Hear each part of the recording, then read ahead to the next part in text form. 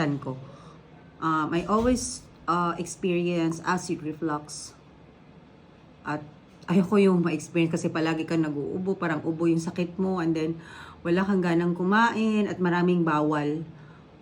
Pag sa acid reflux, bawal po yung mga mamantikain, tapos of course acidic na mga foods or fruits or juice. Kape, tsaa, bawal po yun sa acid reflux. At yung pagkatapos mong kumain, hihiga ka agad. Hindi po siya pwede. And then, yung mga gamot ko po, yun na lang po nag-i-extend ng life ko kasi maintenance ko na po yun. Since 2016 ako nag-start ng maintenance ng gamot ko. And then, I also have to really prove to you na meron pa akong sakit, meron pa akong PWD ID. Okay? So, yun nga ang problema. When you say PWD, nag-expect kayong naka-wheelchair.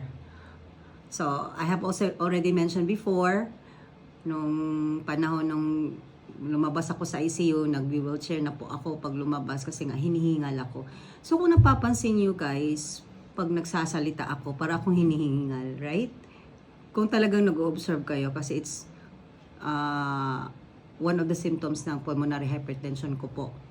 Bawal po sa akin umakyat ng mataas na stairs or mag-zumba. Basta yung mga physical activities na mabigat, bawal po sa akin. So, yung lupus story ko po, isa sa i-share ko sa inyo is number 1 is denial. I was in denial and my family and relatives are also in denial. They cannot believe na meron pa akong lupus kasi nga sa tingin nyo lang parang wala po akong sakit. But I tried my best to look parang walang sakit kasi nga ayoko yung kinakaawaan ako. Kasi pag kinakaawaan ako, parang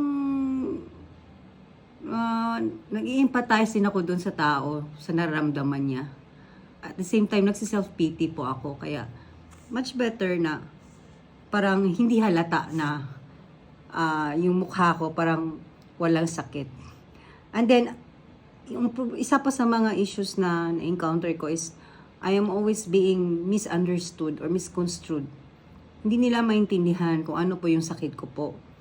Kaya, or because maybe mayroon isang pinagdaanan kaya they don't care how I feel, ano yung health issues ko po. Kaya ganun din yata ang explanation.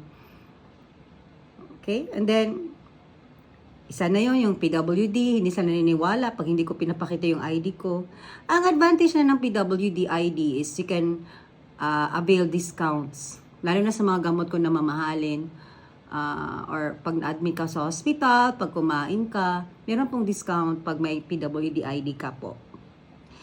And then, mahal po yung mga gamot ko. And then, of course, meron akong regular doctor consultations once or every 2 months. And then, meron din ako mga regular laboratory check-ups. And then, of course, meron din mga side effects yung mga gamot ko. Lalo na yung isa kong gamot, nawawalan ako ng sense of taste or sense of smell. And then, yung iba kong gamot din, nung previous months, grabe yun. Kasi nagsusuka ako, hindi ako makakain. Lugaw na nga lang kinakain ko para lang may laman yung tiyan ko. Kasi nga, nagsusuka talaga ako, wala akong ganang kumain. Walang lasa po yung pagkain sa akin. Kaya, pag I'm not feeling better, wala akong masyadong maayos sa tulog, wala din akong ganang kumain. Parang hindi masarap yung pagkain sa akin.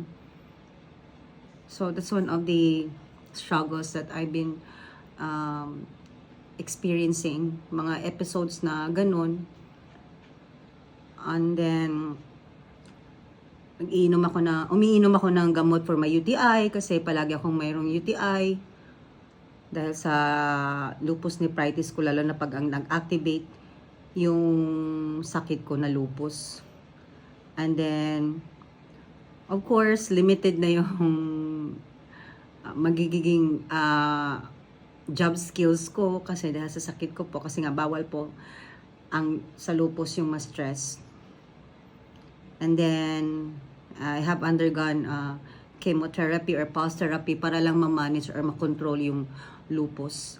For your information, wala pong cure sa lupus.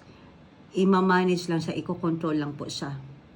Kasi yun na nga, it's an autoimmune disease.